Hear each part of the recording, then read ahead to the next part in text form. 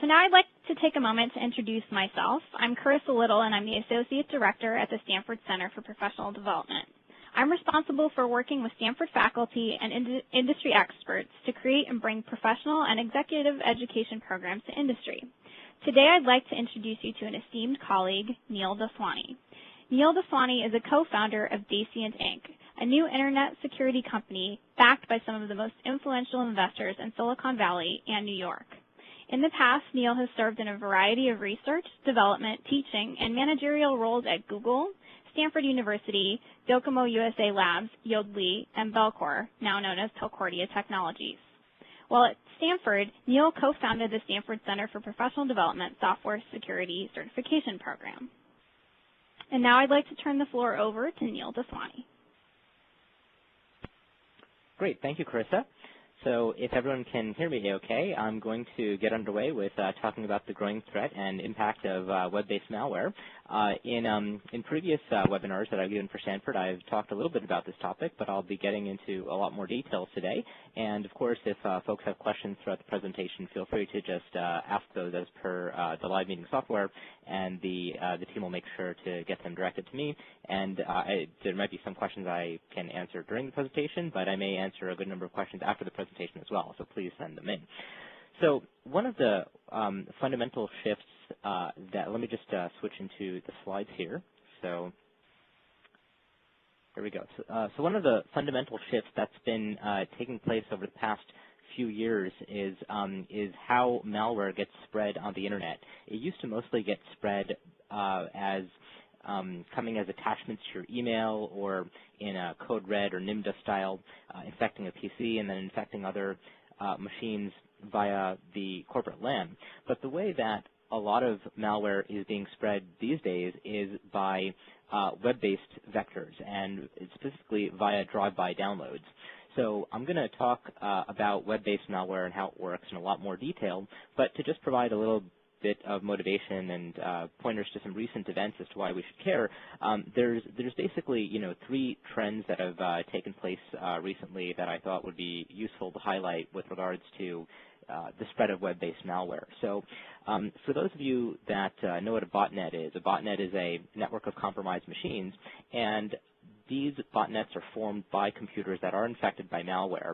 And one of the interesting trends that the community noticed as of, say, last December is that the Zeus Botnet had started spreading very aggressively via drive-by downloads, where basically legitimate websites and web pages would be infected, and simply when users would view pages on those sites, they would also get infected. And in this particular trend and instance, they would have their machines become part of the Zeus botnet, and their machines would be used for all kinds of malicious activities. I'll talk a little bit more about Zeus.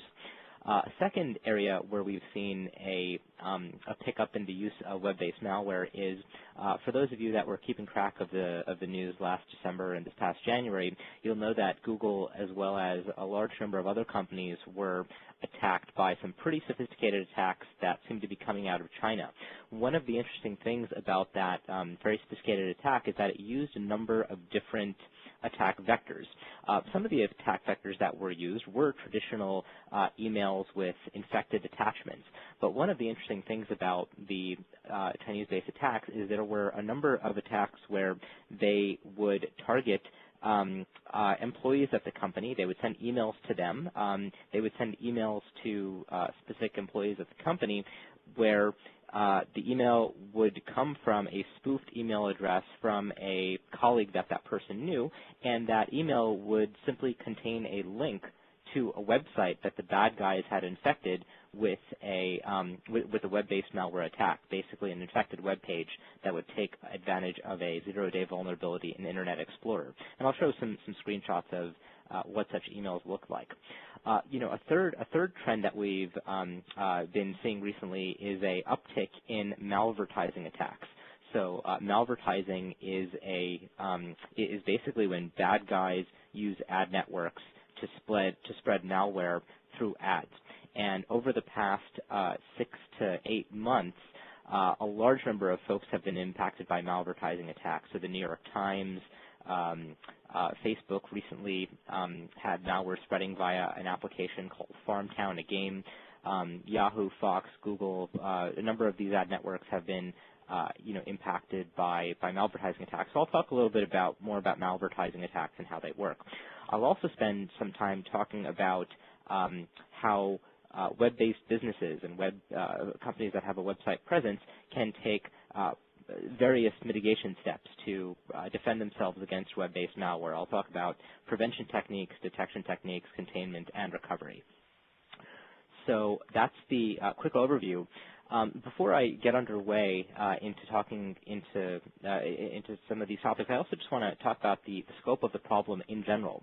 So in the third quarter of last year, there were approximately 640,000 websites that were infected by web-based malware. In Q4 of last year, there were about 560,000. So basically, there's been a significant number of websites on the internet that have been getting infected with web-based malware. Actually, if you look at Dasient's blogs, you'll see a lot of statistics about these things.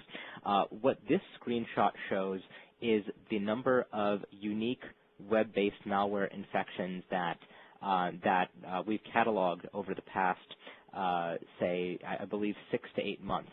So basically, there's been over 125,000 unique web-based malware infections that have been cataloged.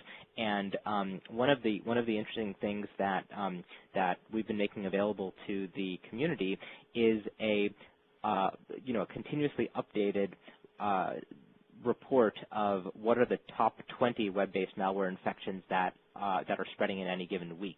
And so you'll notice, I'm not quite sure how good the resolution of this picture is, but there's a couple different web-based malware infections. So one thing I should mention is that as compared to most traditional infection libraries that, say, a traditional client-side antivirus company will aggregate, they typically aggregate the malware binaries that infect people's PCs. What this infection library is doing is this infection library is cataloging the pieces of web-based code, the JavaScript, the iframes, etc., that the bad guys inject into legitimate websites. And so you'll see there's a number of them listed here on this slide.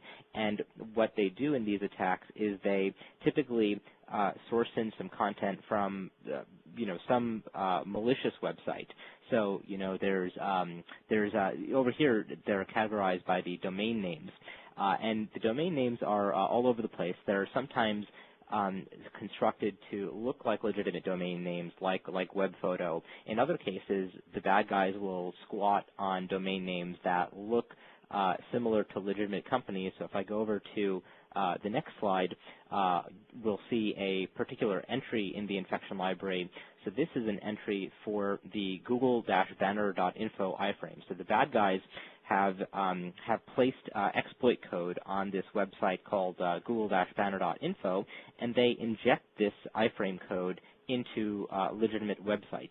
And this screen here shows the iframe codes that the bad guys inject. So there's been over 125,000 unique such samples, and growing. So this is an example of code that the bad guys inject into websites. So let me back up a second and talk a little bit about the Zeus Botnet, and then I'll talk a little bit more about how are these bad guys going about injecting this malicious code, malicious JavaScript, malicious iframes. How are they injecting it into legitimate websites? Let me talk about the Zeus Botnet first. So the Zeus Botnet I mentioned earlier in the introduction. The Zeus Botnet has actually been around since July 2007, but it has gotten much more active over the past couple of years. In June of 2009, for instance, it spread by compromising over 74,000 FTP accounts. So if one compromises a site via FTP, it basically gives the attacker the ability to inject whatever they want onto any web page, any existing web page, or any new web page they want to put on the site. And so the Zeus Botnet infected websites by compromising these FTP accounts, very often one can just do password cracking on the FTP account names, and that's one good way to get in. This particular botnet affected a lot of companies. It affected various banks. It affected various technology companies. It affected e-commerce providers. It also affected online publishers.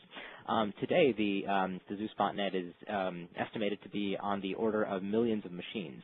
And so I'll provide some specific examples of the code that the Zeus Botnet used to infect web pages and initiate drive-by downloads to users. So what is the process that the Zeus Botnet and/or the attackers use to plague the world with drive-by downloads? It's typically a process that works in a couple steps. Their first step is to either inject malicious code into a legitimate web page. That's one way to do it, or they can direct the user to an infected web page. They can direct the user to infected web pages via a multitude of means. They can, for instance, pop up windows that look like fake antivirus and get them to click on windows that look like fake antivirus, or they could also send phishing emails, but phishing emails that are a little bit different. Your traditional phishing email is geared at getting a user to go to a site and enter their username and password. So, for instance, a traditional phishing attack will look like a financial institution and try to get the user to a page that looks like that financial institution and encourage the user to type in a username and password. But, that requires a lot of work for the victim. And so what the bad guys do, because they want to they want their attack to be as pervasive as possible, they've started sending phishing-like emails which just simply contain links to infected web pages. And I'll show some examples of all of these. So that's typically the first step. The first step is to get the malicious code deployed onto as many legitimate web pages as possible. The next step is once that code is deployed and a user visits the site, the question is, how do they get infected? And what the web-based malware code does is it typically invokes some vulnerability on the client side. For instance, it could take advantage of a zero-day exploit against Internet Explorer, some buffer overflow or some unknown, previously unknown, unpatched vulnerability in the browser. Or more often, what happens is that because of the fact that browsers use a lot of extensions, they use the Adobe PDF Reader, they use Flash, they use Shockwave, they use all of these plugins to help them render content, and these pieces of software are large in terms of the number of lines of code and in their complexity, and that makes them susceptible to security issues. So basically, the bad guys can inject web-based malware code that invokes third-party client-side plugins and then takes advantage of client-side vulnerabilities in those plugins. So that's one mechanism. Or in other cases, the bad guys will put up a web page that will be socially engineered to encourage a user to click on a link that will then bring down the malware. So in that case, one might term it to be a dangerous download as opposed to a drive-by download, simply because some user interaction is necessary. But that's how these things can be served. Once some client-side vulnerability is, and so I'm going to actually focus the rest of my discussion on the drive-by case. Once some kind of client-side vulnerability is invoked, the bad guys can then deliver shellcode to the client machine to take control. For those of you that may have heard of shellcode, shellcode is simply a sequence of machine instructions that can be used to take control of the machine. And the name comes from, the bad guys, if they can, quote-unquote, get a shell or get access to a command line or get access to the operating system's command prompt, they can basically do almost whatever they want from that point. And so the shellcode is geared at taking control of the machine. once the bad guys taking control of the machine, what they typically do is they send down some kind of a downloader. It's a piece of malware whose sole purpose in life is to download another piece of malware. And the reason that the bad guys do this is because it gives them a lot of flexibility. What they could do is use the same downloader, use the same client-side vulnerabilities, pretty much use the same attack to take control of the machine, but then on day one, they can serve one kind of malware, and on day two, they can serve another kind of malware. In fact, there's a whole cyber criminal underground where one bad guy pays another to serve different malware, on different days to different people. So you can imagine on day one, a bad guy might be interested in conducting a denial of service attack against some other website, and on another case, it might want to use, it might want to send spam. On another case, it might want to use that machine to log the user's keystrokes and take their credentials. So in any case, typically a downloader gets sent first, and then some other piece of malware comes down, which does the actual bad thing. And in some cases there's just a downloader and a piece of malware, but in other cases there's actually a sequence of malware downloads. So by the way, for those of you that are interested in botnets and in malware, one of the courses that we teach here at Stanford is a emerging threats and defenses course. And in the last rendition of the emerging threats and defenses course, there's an entire section on botnets and malware. So if you're interested in that, feel free to check that out. In any case, let me go ahead and continue chatting more about drive-by downloads, and let me return to this question of, how do the bad guys inject malicious code in the web page? We mentioned that it's typically the first step in mounting drive-by download attacks, but there's a whole variety of mechanisms that an attacker can use to inject malicious code on a web page. So, for instance, I already mentioned one path where if the bad guy can crack the FTP credentials for a website, that's one way. So in the lower right-hand corner, we highlight compromising passwords as one way that bad guys can take control of a website and inject whatever code that they want. That's just one way, though. There's many others. So if we look at if we go to the top right now, software vulnerabilities in web applications is another mechanism. So there's been, over the past, I'd say 5 to 6 years, there's been a big shift, a big move to move a lot of desktop applications to be web applications instead. And web applications have software vulnerabilities just like desktop applications do, except the vulnerabilities are a little bit different. So traditional web application software vulnerabilities include things like SQL injection, cross-site scripting, cross-site request forgery, cross-site script inclusion, PHP include attacks, etc. So, these kinds of vulnerabilities are actually covered very well in Stanford's Securing Web Applications course. I'd encourage one to check those out. I also published a book entitled Foundations of Security, which covers these kinds of software vulnerabilities in a lot of depth. Basically, this is another way that the bad guys can inject malicious code on web pages. It used to be the case that SQL injection attacks, an attack in which bad guys can take advantage of the fact that programmers may not sanitize inputs to the website, and instead of submitting data into forms, they could try to submit database commands, and if they can construct it just right, they can actually get the website and the web server to have the database execute those commands. And so it used to be the case that SQL injection attacks were primarily used to steal data out of the database. So there's been some pretty significant attacks in the past. For instance, a credit card payment processor by the name of Card Systems was, had about over 40 million credit card numbers exposed to attack and hundreds of thousands stolen because the bad guys used a SQL injection attack to steal data out of the database. But more recently, a lot of bad guys have been using SQL injection attacks to not steal data out of the database, but inject malicious content into the database. The goal there is that a lot of websites happen to use content management systems, and those content management systems store the content for the website in a database, and so the bad guys, by injecting content into the database, can effectively serve web pages and parts of web pages that are of their own choosing, which may include the kind of web-based malware that I talked about earlier. So when I gave a snippet of the Google Google banner info iframe, that's the kind of code that the bad guys will inject.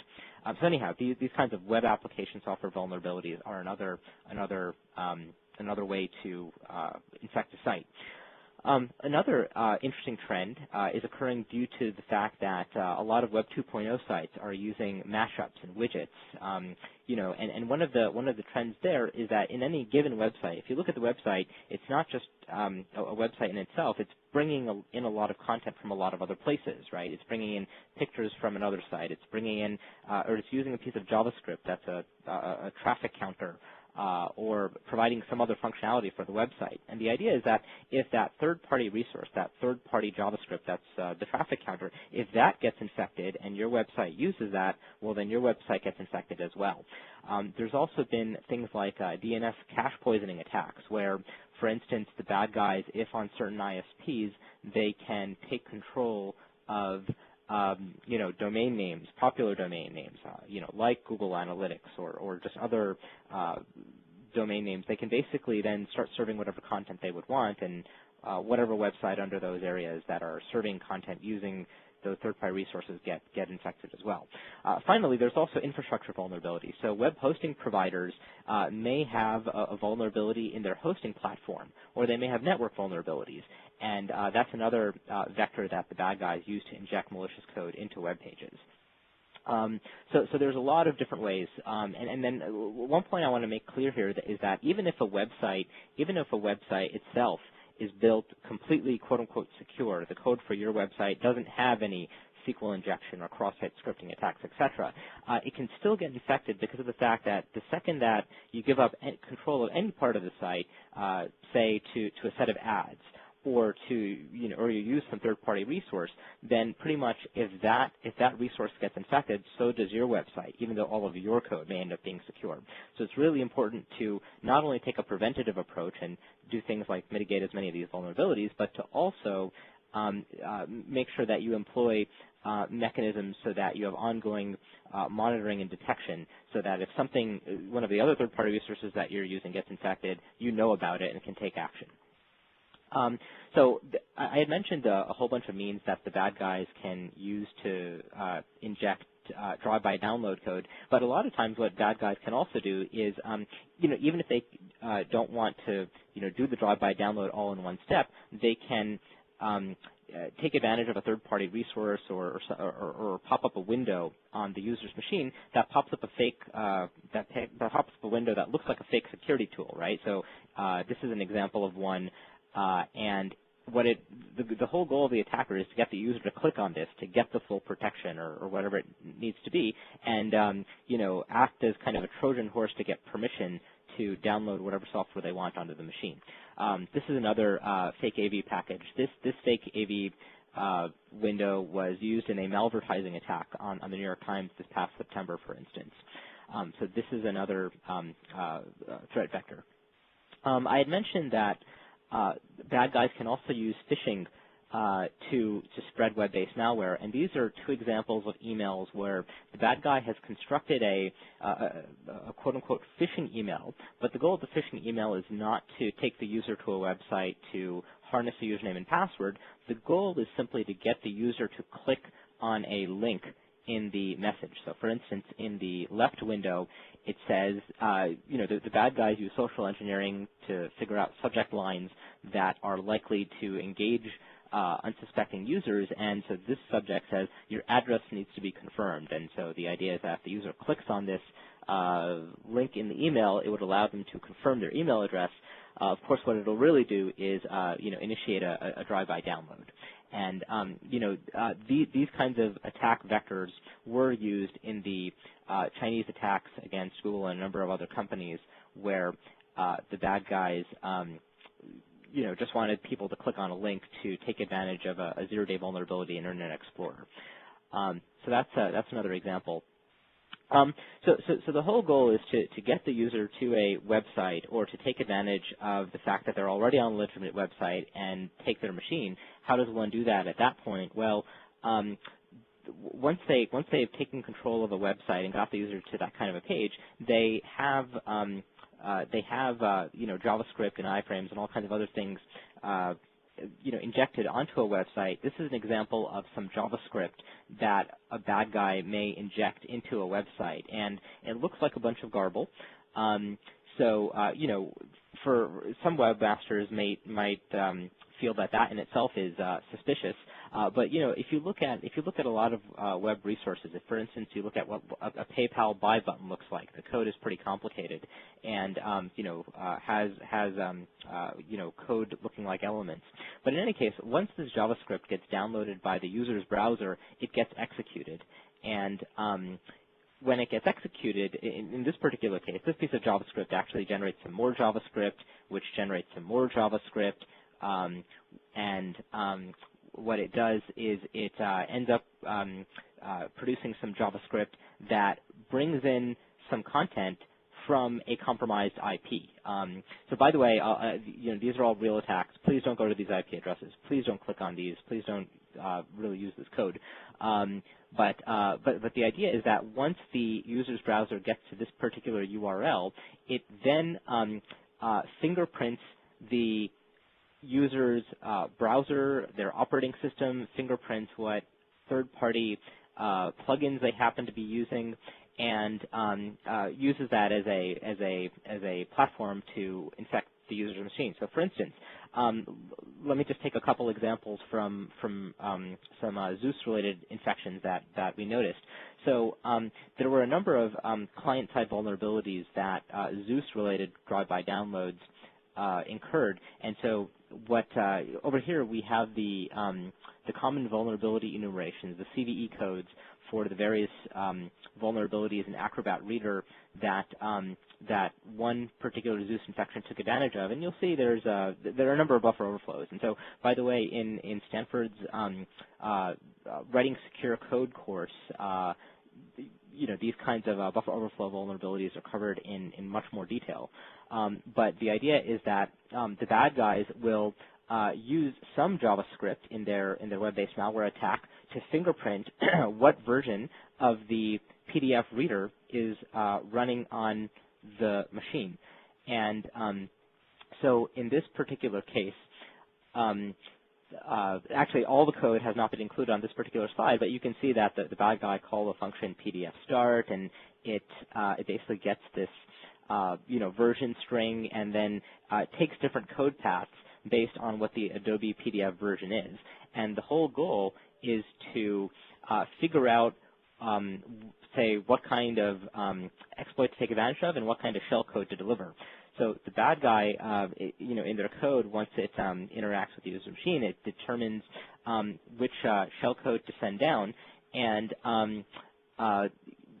it takes advantage of what are called JavaScript heap spray attacks. So I think in a previous webinar that we did, Dan Bonnet chatted a little bit about Java heap spray attacks, and we talk about them in the Stanford courses in more detail. But the idea is that if one decodes this is a set of machine language instructions that are geared at taking control of the user's machine, such that they can, once this code has been executed, they can then execute whatever code they would like. So that's an example of some shell code. Once the shell code goes down, basically, a downloader is sent, as I mentioned. In the case of Zeus, one downloader that was sent is an executable called 2K8, and it's a pretty well-known downloader. If one looks it up on VirusTotal, which is a great service that will either run a binary or look up a binary hash against multiple antivirus engine, it has reasonable detection. I think it was detected on, say, 20 or 30 or so out of 40 AV packages. But, there's been many downloaders and many pieces of malware which I've seen which have had very, very low detection against traditional antivirus as well. So, so in any case, a downloader gets sent. And then after that, another binary gets sent, which does the actual bad thing. In this particular case, the binary that gets sent down will join the Zeus Botnet. So if you look at, what is the network traffic that gets incurred or that takes place after the non-downloader piece of malware comes down, you'll see that it makes a HTTP GET request to a particular IP address. This IP address is well known to be used by the Zeus Botnet, and it makes a request to this controller script saying, "Hey, I'm a bot on, and please add me, and please send me instructions of what bad thing you want me to do next." So then comes such a sequence of instructions. So anyhow, so I covered the 5 steps that are involved in taking machines via drive-by downloads. And in this case, we got to the point where I showed that where I showed a little bit about how the machine joined the botnet, but once it joins the botnet, it could do a whole bunch of other things as well. Malware could be delivered that will hook other processes to log all keystrokes, such that those keystrokes and the usernames and passwords that the user types in can be sent to a bot master. It could send out spam emails. It could install a fake antivirus on the user's machine. So there's a lot of bad such things that can be done. So I've talked about drive-by downloads. I talked about a number of different injection vectors and attack vectors. I wanted to talk a little bit about malvertising as one. So malvertising is an attack vector where your site can be perfectly secure, but you're monetizing your site by using ads on your site. And one way to think about this is that a site, even if its implementation is secure, it may have a certain set of structural vulnerabilities. And so, using ads on your site may be, a quote-unquote structural vulnerability. That's not a bad thing, actually. If you think about a comparison to your home, for instance, you might like to have a screen door in your home. And, any cop will tell you that a lot of bad guys take advantage of screen doors to burglarize places. That doesn't mean that you shouldn't have a screen door. That doesn't mean that you should put bars in front of your screen door. It just means that you may want to have a security system that, and you may want to have a motion detector in front of that screen door. So ads are not bad at all. Advertising has helped create so much content on the internet and do a lot of great things. But the bad guys can take advantage of ad slots on legitimate web pages. So, for instance, a malvertiser will do the following. What they could do is they could either, compromise the account of an existing advertiser on an ad network and decide to start buying ad space with somebody else's account. And they can upload, malicious ads, malicious ad code that would result in these kinds of drive-bys. They could also sign up as a new advertiser on an ad network, say perhaps a second or third tier ad network, and start delivering ads that were really malware drive-by downloads and that were web-based malware code. The bad guys are pretty creative. What they'll do is they'll do things like sign up with a legitimate ad on Wednesday and start, having that ad, get shown on a bunch of websites, and then on Friday night or Saturday morning, they will replace the legitimate ad with an ad that has code that will result in malware drive-by downloads. Of course, they know that many companies are slower to react on the weekends because people are off, and so their malvertisement attack will continue to get distributed for longer than otherwise. So to show an example, of how this could happen, here is a example URL trace.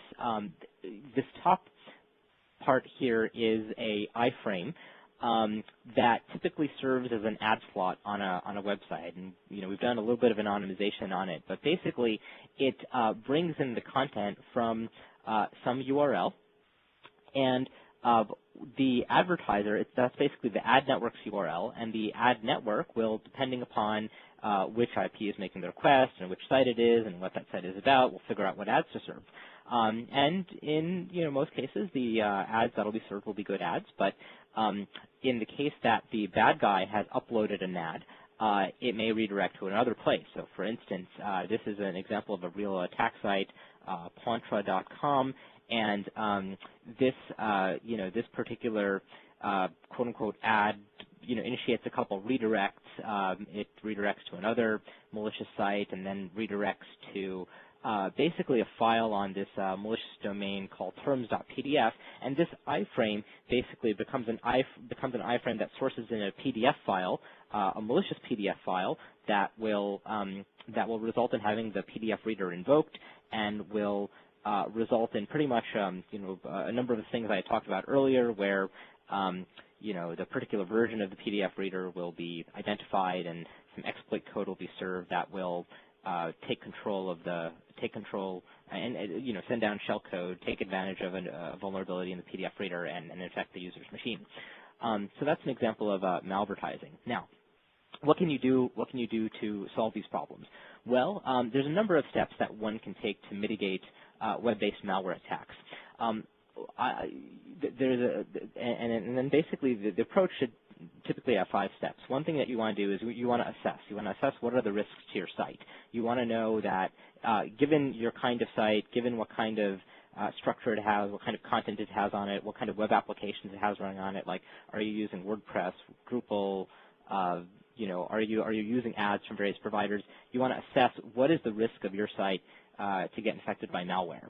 And then you want to invest in mitigation that helps prevent attacks, detect attacks, contain the attacks when they happen, and recover from them. And on this slide, I've listed a whole variety of things that can be done. So in terms of prevention, you should do everything you can to make sure that your code is written securely. You should probably be doing penetration testing attacks to test the strength of your web application so that you can fix any vulnerabilities. You can use tools like web application firewalls, which will look for attacks coming in via, say, SQL injection or cross-site scripting type channels. One thing I should mention about all these types of defenses is there's trade-offs between them. So, for instance, if you were to use a web application firewall, it can prevent web-based attacks against web applications.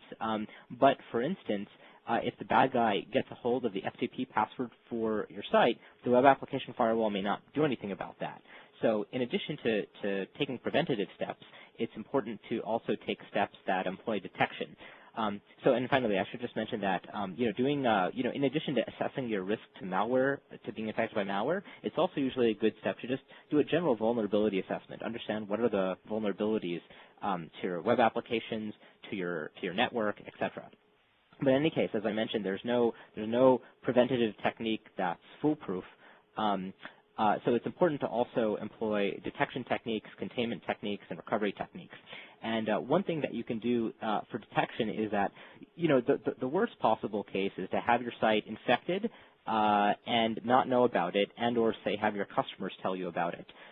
So it's important to have monitoring for your site so that you can be made aware of when the site does get infected. And so one of the trends that's been occurring is that popular search engines and browsers have been blacklisting websites when they get infected. And, this has been happening to all kinds of websites, including, Business Week and Snapple and Roundtable Pizza. They've all had their websites infected at some point, and they've had their websites blacklisted by search engine providers, such that if you try to go to the website, say via the search engine, it won't take you there directly. It'll say, the site may harm your computer, or if you try to go there directly using a browser instead of showing you the site will basically, or the browser will give you a red screen of death. So in any case, you could sign up for blacklist monitoring so that you can be informed if a search engine or browser blacklists you. We offer that for free at Dasient.com. We also have premium malware monitoring services so that you can be informed of an infection before you're blacklisted. There's also containment technology, some available for free, some not. And maybe I think the best thing to do at this point, since we're probably running a little bit short on time, is I'll just go into a demo. So, there's an entire life cycle for protecting one site from malware, where you want to assess, detect, contain attacks, and you want to assure users that they're going to be safe when they come to your site. But let me just talk a little bit about each of these and do a quick demo. So to get an assessment, one thing you could do is one of the things. At Dasient, we usually charge folks for doing malware risk assessments. If you're attending this webinar, we're going to make available a malware assessment to you for free. But to get an idea of what a malware risk assessment is, once it's run on your site, it will basically identify when there's external resources being used to render parts of your site, whether that be JavaScript, iframes. It'll look at the ads, and it'll basically identify what is the risk or likelihood that your website might get infected by malware, through potentially no fault of your own, right? It could just come from, say, the ads. So that's one thing you can do. You can assess the risk due to malware. I mentioned monitoring. So if and when a website gets infected, you want to know about it. And so this is an example of a report that provides detection. In this case, the site metube.tv got infected and has a number of different infections. It has an infection where there's been some malicious JavaScript. It has an infection where a worm called Gumblar that infected over 80,000 web servers last year with some polymorphic JavaScript was placed on the site. So that's an example of what detection looks like. Then there's containment. There's technology that you can deploy on your web server that will automatically remediate and contain an infection from being served to your users, if and when an infection does occur. So there's a free open source web server module that we make available called Mod Anti-Malware Lite. It's an Apache module. It's structured as an Apache filter. And what it'll do is that in case that your website gets infected, it'll block the malicious pages. There's also a more sophisticated version of it called just Mod Anti-Malware, and that'll fully quarantine malicious code on web pages before it gets served. So just to give a quick example of how that works, so this diagram shows a web server that is running Mod Anti-Malware. That web server and all the web pages and applications can be monitored, crawled regularly, and analyzed for malware. In the case that malware is found, of course, you can imagine that a report can be provided, similar to what I had showed earlier. But in the case that it's infected, our backend servers can send over automatic quarantining instructions to your web server that will protect it from serving malicious pages, which will not only protect the users, but will also protect the website from getting blacklisted by major search engines and browsers. And then recovery, you of course want to eliminate the malware off the site. But since we're running short on time, I'll provide a pointer here. And maybe what I'll do is just provide some more links to resources. If you've been interested in this talk and you want to learn more, there's a free white paper that we make available about drive-by downloads and web-based malware threats. You can check that out. In addition, if you'd like to have a free malware risk assessment done on your site, here's a URL so that you can get that. And I can provide a couple other resources as well. In various parts of the talk, I mentioned that Stanford has some great courses that cover a number of the topics that I've briefly mentioned, and they covered in much more depth. So you should check that link out. In fact, I've given a lot of links, and I should check in with our Stanford team. Perhaps we could send like an email to folks with all of these links so they don't have to key all of them in. And then, of course, in addition to the Stanford program, there's a number of different courses. There's courses on emerging threats and defenses, securing web applications, and Web Security 2.0 that enables you with techniques to protect Web 2.0 applications. So we'll show you how to, in that course, protect Facebook applications, how to protect other kinds of mashups and AJAX applications that you're building. If you're interested in learning more about web-based malware specifically, I'd recommend coming to Dasient's homepage. You can see the infection library in real time. You can see the top 20 threats for the week. You can also sign up for a Twitter feed for new web-based malware infections as they occur. And then finally, of course, there's my web page where I make available a lot of resources, papers, talks. Feel free to check that out as well. In any case, I hope that you've enjoyed the past 30, 40 minutes.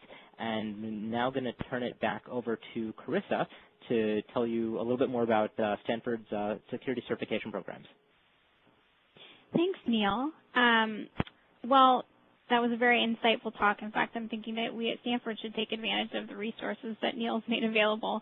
So just a little bit of background about the Stanford Center for Professional Development. We've been delivering education to industry for close to 40 years, and so we have reasonable experience creating educational programs to address the career-long needs of engineers, scientists, technology professionals, managers, and executives in industry. We're really pleased to be offering the Advanced Computer Security Certificate Program in partnership with Neil. We created this certificate in response to an increasing demand for courses in this area. The program is really unique because it blends the industry practical experience from experts like Neil with the Stanford theory and research from Professors Dan Botnet and John Mitchell, who are course directors for the certificate, and you can see them in the photograph there on the slide. The certificate was designed to extend the Stanford experience to engineers and industry, which resulted in a fairly intensive program that includes some hands-on lab activities as well. So here you can see the certificate has 3 required courses and many electives to choose from, and topics ranging from security protocols to web security 2.0. 6 courses total are needed to complete the certificate, and we also have a special elective called Software Security Foundations, which is a certificate in its own right in case you need to brush up on your fundamentals. These are all available entirely online at any time from any location. There's no application required, and once you're enrolled, you get 90-day access to the materials. And you can see some pricing and contact details there as well. So we'd really appreciate your feedback on the following poll. If you could take a moment before we close here today to indicate your level of interest in the Advanced Computer Security courses.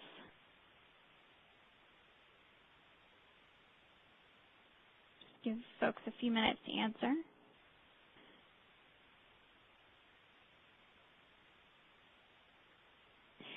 Perfect. Thank you so much for your feedback on that. We really appreciate it. And so now we'd like to take a moment to answer some of the questions that have come into the queue. And so I'm going to turn it back over to Neil, who's going to answer some questions. And if you have other questions, feel free to ask them now, and Neil will be able to answer them for you. Very good. Thank you, Carissa. Actually, before I take questions, one thing I just wanted to do is give thanks to 2 folks at Dasient who helped put together the presentation. I'd like to give a shout out to Tufan Demir, to Rajesh Gurunatham, and the entire Dasient and SCPD teams for helping us put this together. With that, I'll take, it looks like there's one question that came up. The question is, what does CVE stand for? CVE stands for Common Vulnerability Enumeration. It is a standard that was developed and promoted by an organization called MITRE, along with a number of partners, industry partners, I believe. It's basically a standardized way to categorize and to categorize all kinds of software vulnerabilities. So yeah, so you can, I think their website is mitre.org, so you can check that out. There's also, I recommend checking out the National Vulnerability Database. If you go to Google or any other search engine and type in National Vulnerability Database, you'll see whole databases of CVEs. Looks like there's a second question that's come up. And the question is, what is being done for industrial devices since devices are migrating to IP-centric environment? Well, so there's a lot of industrial devices out there. I'm not quite sure exactly what kind of devices the question is referring to, but there's a whole variety of, for instance, security appliances that one can use to defend one's corporate IP infrastructure, ranging from devices that provide URL filtering to defend corporate employees. There's security appliances that will also, for instance, check whether or not any of the machines on the corporate intranet might be infected with a botnet. And I think that these appliances are great. Usually, if you're at a very large enterprise, it's pretty. Some of these appliances can be somewhat costly, but for a large enterprise, it may make sense. In other cases, there's also been a very significant trend to deploy more and more security services as a utility. And so if you think about, for instance, both some of the free as well as the premium services that Dasient offers to help sites deal with web-based malware, they're made available in a security as a service fashion where you can just buy them. They operate, quote unquote, from the cloud. You don't need to deploy an appliance, and it can be used by all kinds of organizations. In fact, just in terms of a larger trend, just as in the late 1800s and early 1900s, when electricity was getting deployed, the wealthiest of corporations and individuals used to keep electrical engineers on staff to keep the electricity coming in. What's happening, and so today the analogy is that a lot of wealthy individuals and large companies keep security engineers on staff to keep their corporate IT infrastructure safe. But what's happening is that because of the deployment of such devices and security appliances, and because of the deployment of offerings that can be made available in a as a service fashion, we're turning security services into utilities as well. And so I think that's a wonderful trend, and I look forward to seeing more and more of that happen. So I hope I answered that question satisfactorily. If not, please feel free to follow up with me by email or through the SCPD team. If there's any other questions, I'd be happy to take them. Otherwise, I'll turn it back over to Carissa to sum up. Thanks so much, Neil. So I want to thank everyone for joining us today. As Neil mentioned, we do plan on making a video of this presentation available shortly. And we'll be sending out an email to announce when it's ready. And that email will include links to the resources that Neil referred to throughout the presentation. You can also print a PDF of today's presentation by clicking the handouts icon located in the top navigation bar. Click the file you'd like to download and then click download. That file also has links to all the resources that Neil referred to. And once again, thank you for participating today. If anyone has any final questions, we'll hang out for a few minutes to answer them. Thanks, everyone.